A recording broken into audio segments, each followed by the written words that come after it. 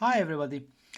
Uh, Recently I've been working on creating simulators for my students because I teach a variety of modules and courses, and sometimes I find it really useful to provide my students with simulators. So I created a set of interactive simulators for control systems, and right now the repository is published on GitHub and you can download and use it.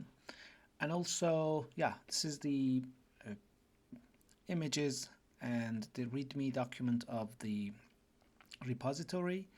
You can see it via this live demo link, and also if you're using an LMS like Blackboard and others, you can use iframes like this to include the simulators in your kind of LMS if you want. Okay, if you open this link, uh, it shows you the contents of the uh, repository, which is published on GitHub pages.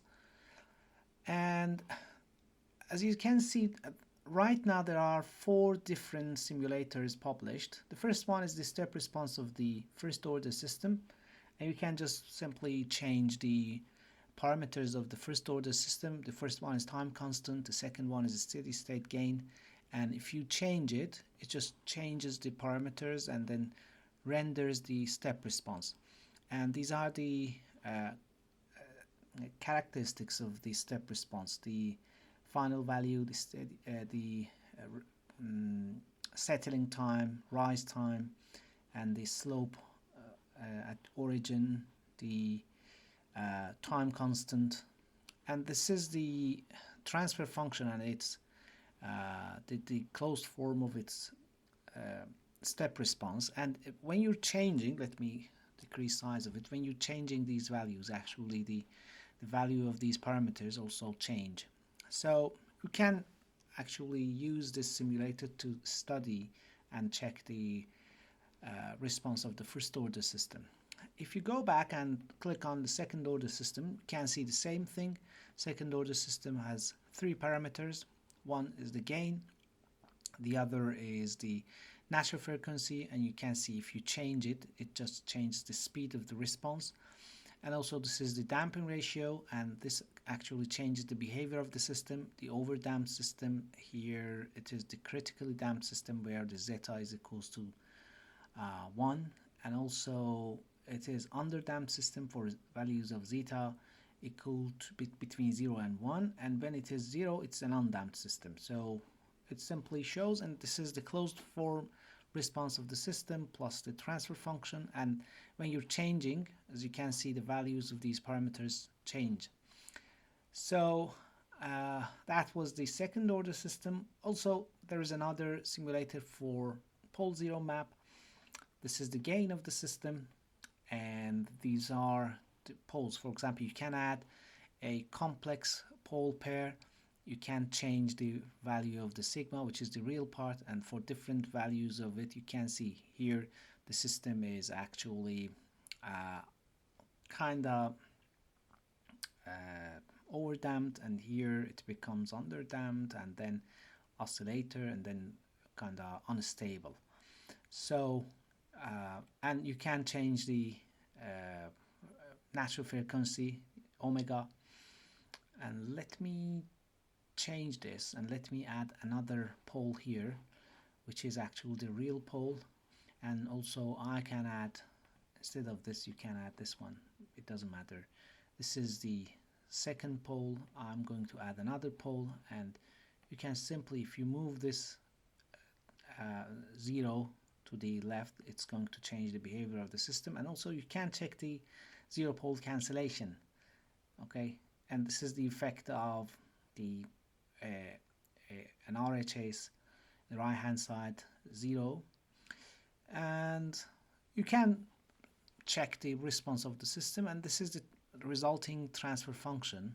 When you changed any of these values, actually this changes the transfer function, and these are the values of the stability and interpretation of the value, the for example the number of poles and other characteristics of the transfer function. And an interesting one, this is my favorite one, is the PID controller. Now, there's a system, it's a first order system. I just kept it as simple as possible. You can start simulation, and then you provide 50 as the reference input. This is a constant input, and with this configuration, just the proportion controller is just going to respond like this. If you increase the value of proportional gain, the response is going to be closer to the kind of desired value, but as we know, proportional controller is not able to eliminate the steady state error. But what if we enable, let me first check it, what if we enable the integral controller? If we do that, it's going to be kind of compensate. And if we change it, you can see it's going to be like this, or I can change it, I can see the result here. Okay, and what if we enable, let me enable a derivative controller like this. It's going to act like this, and if I change this, you can see the kind of amplification of the noise, but we know that actually in reality we don't have pure differentiator. We can enable the low pass filter with this time constant to overcome that issue. So if we turn it off, it's going to create kind of an effect like this noise. It just amplifies the noises, which is one of the drawbacks of the differentiator. But if you enable it, it's going to remove. Now if you want, you can change the type of the input to sine wave. This is the offset, amplitude, the frequency. Let me choose another kind of frequency and let me reset it. Okay, now you can turn off all these kind of components. You can actually lower the make the time window smaller to see. It's actually like a live oscilloscope. So, and also you can change it to square wave like this. It's the high value, low value, the period of the signal, and also the duty cycle. If I turn on the integral controller, it's going to act better. Okay, and if I turn on the derivative controller, it's going to be like this, but with the low pass filter, it's like that. And also there is a triangle wave, and you can see the results. So these are the simulators and interactive tools which can help the students to practice and understand the concepts of control systems better. And you can easily, as I said before, you can easily embed these in your LMS, in your website, using just simple code. You just hit here to copy the code and place the code in the HTML editor, so you can use that. Anyway, if you want to access this, you can just find the search control system interactive simulator, or find my profile, which is github.com/smkalami, and then you can find the repository here if you're interested. The source code is here, simulators. This is the source code of these. It's actually a static web project, and the computation, all the simulation is actually done by JavaScript.